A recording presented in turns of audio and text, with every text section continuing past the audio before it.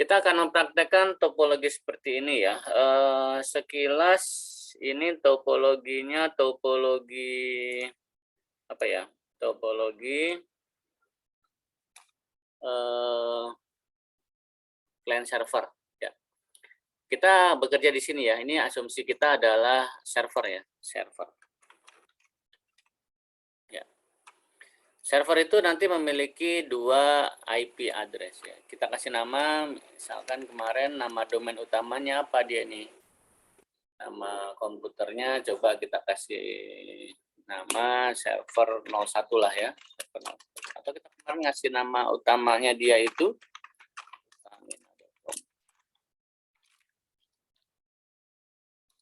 oh, belum dikasih nama ya. Kalau nggak salah kemarin kita kasih nama Win Server GUI kalau nggak salah. Ya, namanya Win Server GUI. Oke, kita cek lagi nanti. Nanti dari Win Server GUI ini dia memiliki 2 Ethernet ya. Ada Ethernet yang ke atas ya, artinya ke Speedy ya. Speedy ini umumnya IP-nya itu yang ke bawah ya, yang ke lokalnya 11 umumnya. Sedangkan yang publiknya itu tergantung internet kita ya. Kalau kita lihat contoh di sini, ini di komputer saya, ini IP address saya, ini yang publiknya nih. Ya, jadi IP publik ini kalau saya jalankan ya, itu dia masuk ke Speedy ya, Speedy rumah ya, Speedy rumah kita ya, rumah saya contoh di sini ya. Nggak tahu apakah diaktifkan atau tidak ya di dalam Speedy itu ya. Artinya nanti kalau kita dari mana-mana kita mengakses ini, masuklah ke Speedy di rumah kita ya. Tinggal kita atur nanti DMZ-nya ataupun port forwarding-nya mau dibelokin ke server yang mana. Misalkan kita setting 1090 misalkan, oh dibelokin ke PC1, PC2 dan sebagainya. Kalau pakai port forwarding ya. Atau kalau pakai DMZ ya tinggal diarahkan. Kalau ada yang masuk dari luar diarahkan ke server mana ya. Ini intermezzo aja, artinya Speedy kita itu defaultnya ada 2 IP, IP yang ke bawah, IP yang ke internal ya, itu IP lokalnya 11, sedangkan yang publiknya terserah ya. Ini kadang berubah-ubah juga ya. Ini kadang IP-nya berubah-ubah juga sehingga nggak bisa kita jadikan acuan ya. Acuan itu apakah selalu nomor ini terus. Bisa sih kita request ya IP public ini dengan permanen ya, cuman ya kena administrasi lagi dari Telkom ya. Sama di komputer server ini sama ada istilahnya, ada yang kita bilang public ya. Nanti kita pakai DHCP, otomatis turunan dari 11 ya, dapatlah 192, 168 misalkan 1.2 misalkan seperti itu. Ya, DHCP. Sedangkan yang lokal di sini kita atur aja yang lokal. Kita kasih IP static. Kita kasih IP 200.200.200.1. Ya, dengan length atau panjangnya 24. Ya, 8888 255 255 2550. Ya, ini kalau kita menggunakan VMware kemarin kita setting jadinya bridge ya, bridge artinya dia menyatu dengan fisikalnya sini. Jadi walaupun dia virtual tapi seakan-akan aktif nih secara fisik. Tetapi untuk yang lokal bukan NAT ya, tetapi kita pakainya host, artinya dia berdiri sendiri. Nah, seperti itu. Ya, jadi nanti dari host ya, dari lokal ini ke switch ya, dari switch baru ditransmisikan ataupun ditransferkan ke klien-klien ini. Ya, dari sini ke WiFi lagi dan seterusnya. Kalau saya di sini ada suatu komputer gimana nyambung ke modem langsung misalkan. Ya ini ya bisa, tapi dia tidak terkontrol oleh Win Server GUI kita ini. Ya, dia tidak bisa termanage karena dia di luar area ini. Ya, seperti itu. Misalnya sini ada handphone, di sini ada komputer lagi, ya nyambung wifi-nya atau narik kabel sendiri. Ya ini terpisah berarti ya. Yang kita bahas adalah semua yang melalui lokal ini. Nah, ini dia. Nah, ini bisa kepantau ya.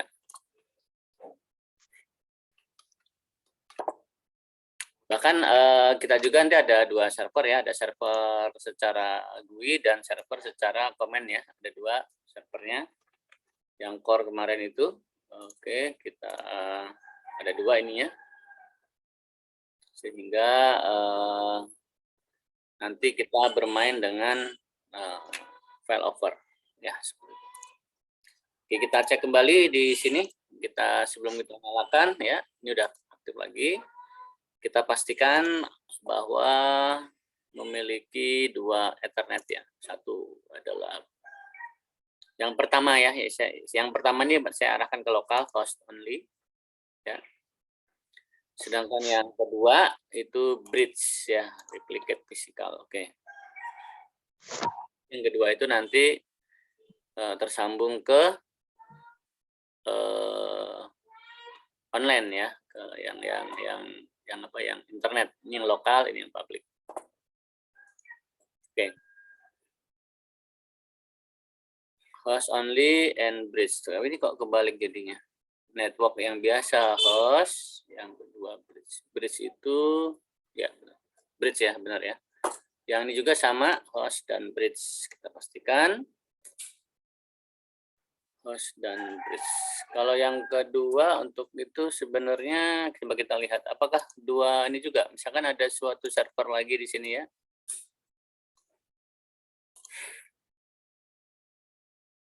Oh ya, dia tetap butuh 2 ya, sama. Yang kedua tetap butuh 2 juga. Kita aktifkanlah. Yang internal adalah host dan yang publiknya adalah bridge. Ya, sudah kita setting, kemudian kita nyalakan.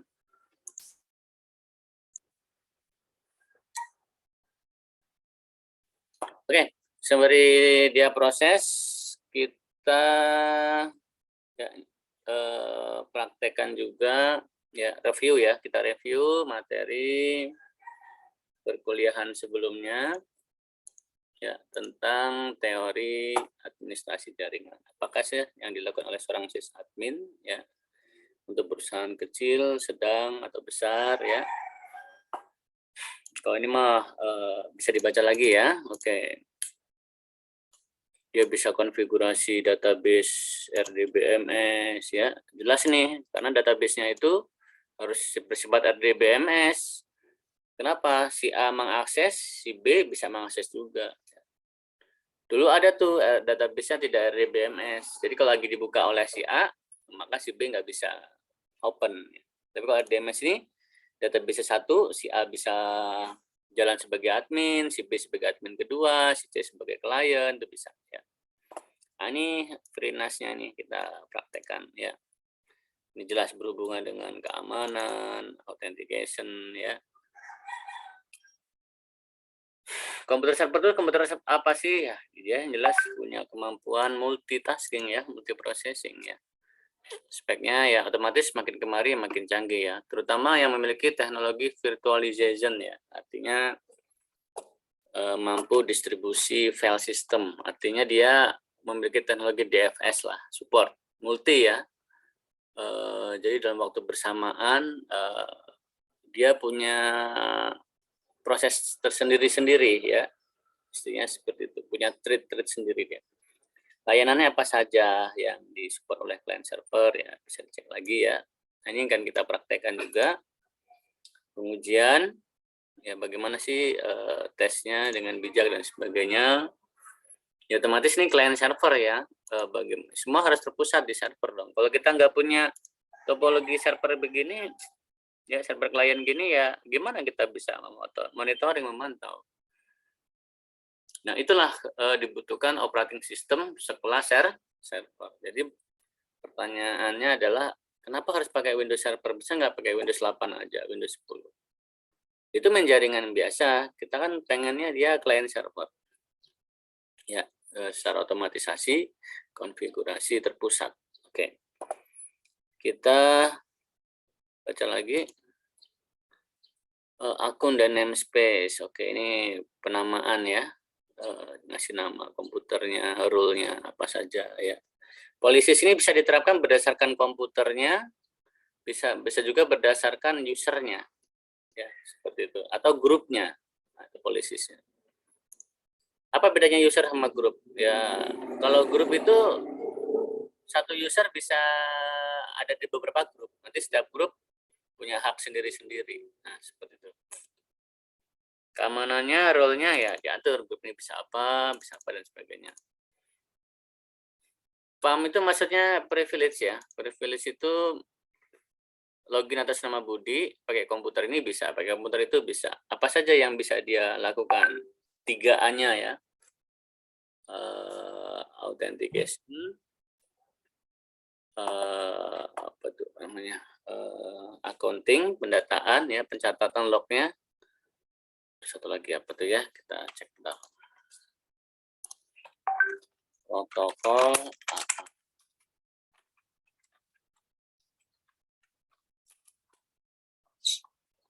otorisasi hak aksesnya ya, dia bisa apa saja. Oke.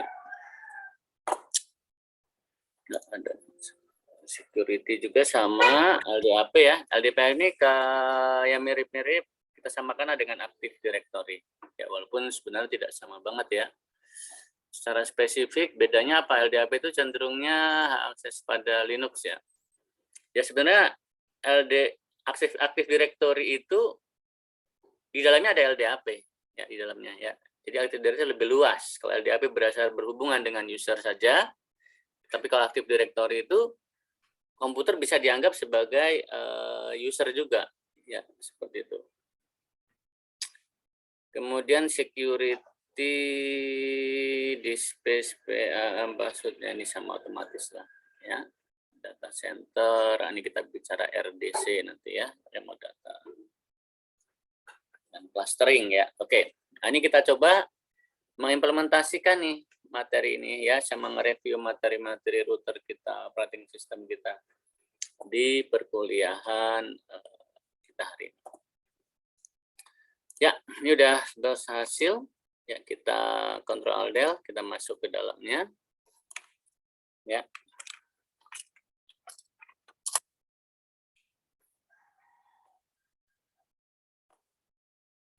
Oke. Ini sudah berhasil Windows servernya ya. Kita pastikan dulu. Kita masuk ke cPanel-nya ya, atau bahasanya tuh ke server manajernya. Nah, ini dia ada warning karena tadi dimatikan tiba-tiba, atau kemarin dimatikan tiba-tiba.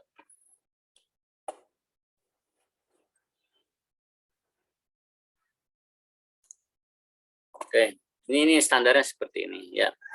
Jadi kalau kita review di materi sebelumnya tentang tentang kegagalan install Active Directory ya, itu karena ada settingan yang berlebih ya, seperti itu.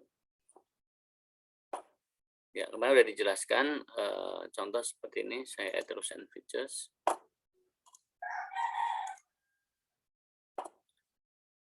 Oke. Nah, kemarin kita aktifkan ini sertifikat service-nya sehingga waktu install dia gagal. Sekali lagi cukup ini yang kita aktifkan saja. Ya, di modul sudah dijelaskan juga.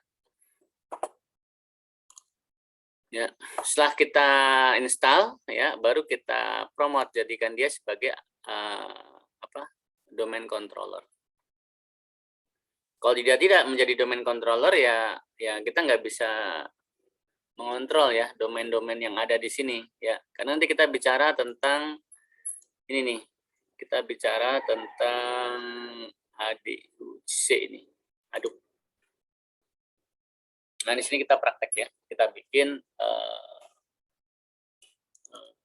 namanya nih. Ini pertamina.com namanya ya. Oke, namanya pertamina.com karena ini sebagai forest pertama ya.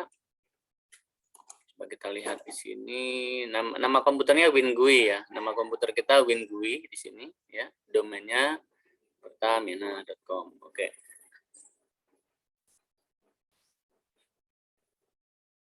Rekan-rekan, untuk mengganti nama komputer ya itu di Windows 2019 secara GUI nggak bisa ya. Jadi misalkan kayak gini nih, kita klik. Ini apa itu namanya? Ininya nggak bisa ya, nggak aktif ya. Nggak bisa ini ya, nggak bisa diganti ya. Oh ini bisa nih, sorry, ini bisa ini. Bisa nih, sorry. Awalnya nggak bisa ya. Kemarin saya coba tuh nggak bisa. Andai kata itu nggak bisa, ya rekan-rekan ya. Padahal sama-sama sudah admin ya, login sebagai admin ya. Rekan-rekan menggunakan perintah ini nih, nedom ren komputer ini nih. Artinya ini perintah untuk mengubah nama secara komen ya. Nama komputernya apa? Misalkan yang lama ya, nama lama menjadi nama baru. GUI. Seperti itu. Jadi rekan-rekan masuk ke dalam terminal ya, di sini masuk ke terminalnya.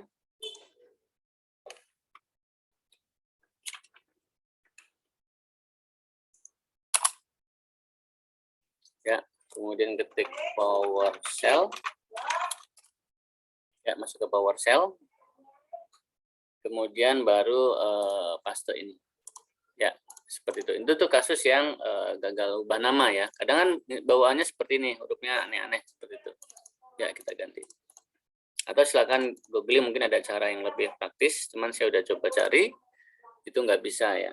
Kalau nggak diganti gimana? Ya nggak apa-apa sih, yang diganti nggak apa-apa. Cuman ya kasihan nanti nulis di kliennya ini kan nama panjangnya adalah wingui.pertamina.com. Nanti ada juga WinXP ya, misalnya kita ingin install Windows XP, winxp1.pertamina.com. Kok namanya panjang? Ngapalinnya agak sulit. Ya, inilah nama komputer name-nya yang dikenal di jaringan. Untuk ganti IP bisa langsung dari sini ya. Oke, tadi kita sudah setting ya. Kita ubah IP-nya. IP lokal kita berarti 200 tadi ya. Oke. 200 ya, gateway-nya sama ke diri dia sendiri. DNS-nya ke dia karena dia sebagai server DNS juga otomatis ya. Atau bisa juga nembak ke Google boleh kalau dipublish ya. Kalau nggak dipublish ya ke komputer dia sendiri. Karena ini udah otomatis sebagai acuan para klien 200.201. Jadi semua klien ini nanti dapat di HCP dari sini ya, dapat IP otomatis. Gateway-nya ya 200.200.201. Seperti itu. Oke, kemudian yang publiknya. Yang publiknya di HCP berarti ya.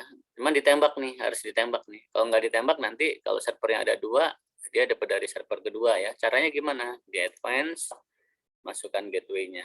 Ya, seperti itu. Oke, kemudian kita buka Chrome lagi ya. Kita tutup ya.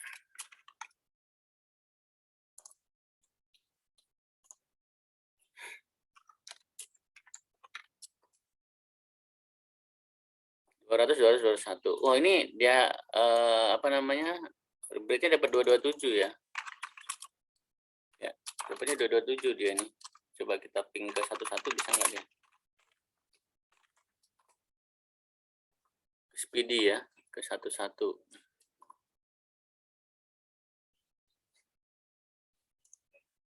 Kok dia nggak dapat IP ini dia ya? Nggak dapat IP dari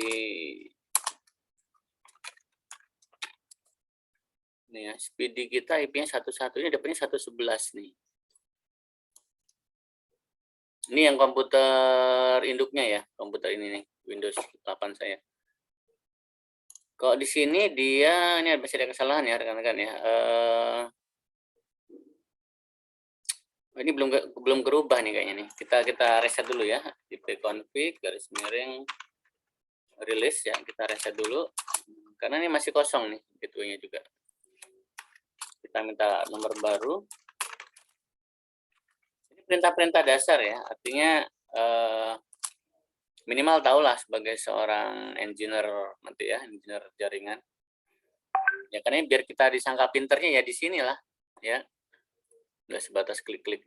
Jadi ada perintah komen yang kita hafal lah, walaupun 1, 2. Ya, kelihatan pinter tuh jadi itu nanti tuh rekan-rekan tuh di pabrik tuh di perusahaan. Oke, ini tadi IP public ya, dapat dia gateway-nya 1, kemudian tapi masih 227 ya. Oke, ini juga belum terisi nih. Coba kita ping lagi ke Speedy. Wah, belum dapat ya. Coba kita cek lagi ya settingan ininya. Network adapter. Ini tadi yang publiknya kan bridge ya, bridge. Coba nggak usah kita replicate. Yang lokalnya host. Coba kita request lagi. Refresh itu refresh ya, ngosongin. Terus minta nomor baru dong.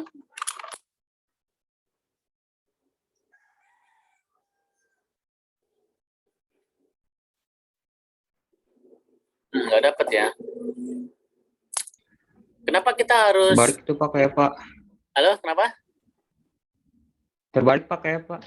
Ininya kosongnya sama bridge-nya. Pakai apa? Pakai Kosongnya sama bridge-nya kayak terbalik Pak. Oh gitu. Seru. Iya. Maksudnya di firmware Pak. Ya, di sininya maksudnya ya.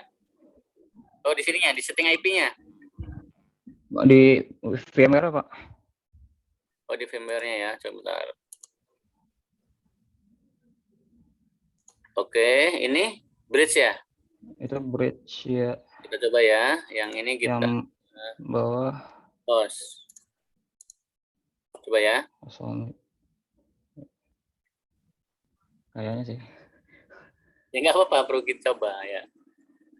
Interaktif ya, kalau bisa semua diskusi ya, artinya memahami ya. Kalau enggak itu kesannya saya ngomong sendiri ya. Coba kita minta nomor baru lagi.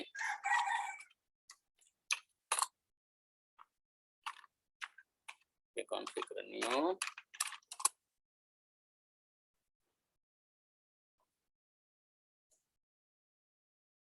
Penamaan ini juga salah penamaannya, mungkin terbalik ya, bisa jadi ya. Coba. Penamanya terbalik, sehingga masa IP-nya salah tadi. Ini berapa IP-nya? Oh, belum dapat ya.